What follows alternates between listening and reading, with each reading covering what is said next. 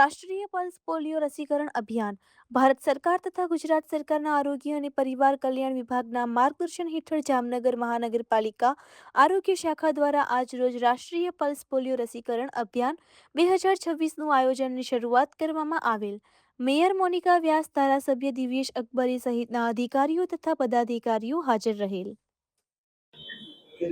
આજથી સમગ્ર ભારતની અંદર 5 વર્ષથી નીચેના બાળકો માટે પોલિયો નાબૂદી જે અભિયાન છે એ અંતર્ગત આજે દરેક આરોગ્ય કેન્દ્રની અંદર દરેક બાળકોને પોલિયોના ટીપા દેવડાવવામાં આવે છે.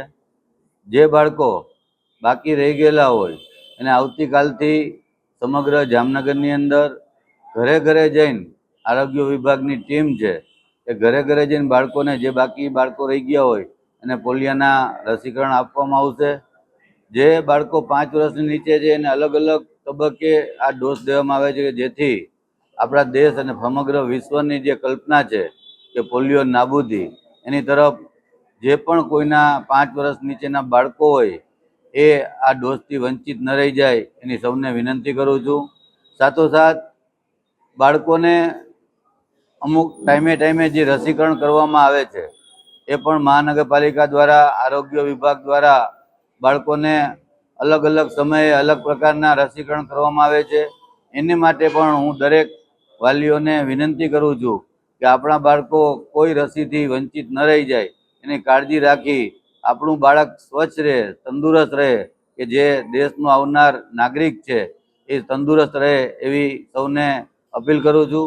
આ કાર્યક્રમની અંદર માનનીય મેયરશ્રી, માનનીય ડેપ્યુટી મેયરશ્રી, માનનીય ચેરમેનશ્રી, આ વિસ્તારના કોર્પોરેટરશ્રીઓ, કોર્પોરેશનના આરોગ્ય વિભાગના વડાશ્રી અને સમગ્ર આરોગ્ય વિભાગની ટીમ જોડાયેલી હતી. એવું આજે સમગ્ર ભારત દેશની આજે પોલિયો નાબૂદી અભિયાન છે એમાં સર્વેને જોડાવા મારી વિનંતી છે. આજરોજ ભારત સરકાર અને રાજ્ય સરકાર દ્વારા આરોગ્ય અને કલ્યાણ મંત્રીના માર્ગદર્શન હેઠળ જામનગર મહાનગરપાલિકાના આરોગ્ય શાખા દ્વારા આજે પોલિયોના ટીપાનો આજે કાર્યક્રમ યોજવામાં આવ્યો છે. જે 0 થી 5 વર્ષના બાળકો માટેનો આજે કાર્યક્રમ યોજાયો છે. સમગ્ર ભારતમાં આજથી 3 દિવસનો આ ચાલુ થયેલો પોલિયો રસીકરણનો કાર્યક્રમ જેણે આજે ન લીધો હોય લાભ, તેઓએ ઘરે ઘરે જઈને બૂથ ઉપર જઈને બધા બહેનો દરેક બાળકોને પોલિયોના ડોઝ પણ આપશે અને સાથે જાગૃતતા લાવવા માટે દરેક જગ્યાએ જ્યાં નથી જઈ શક્યા ત્યાં એ લોકો પહોંચીને દરેકને પોલિયોના ટીપા પાશે.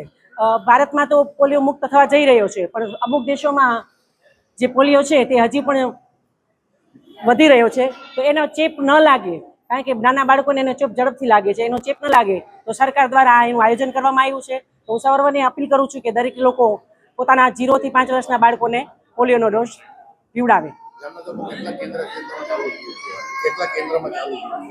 જામનગરમાં આજથી બધા જ કેન્દ્રોમાં પોલિયોનું આજથી કાર્યક્રમ ચાલુ થયો.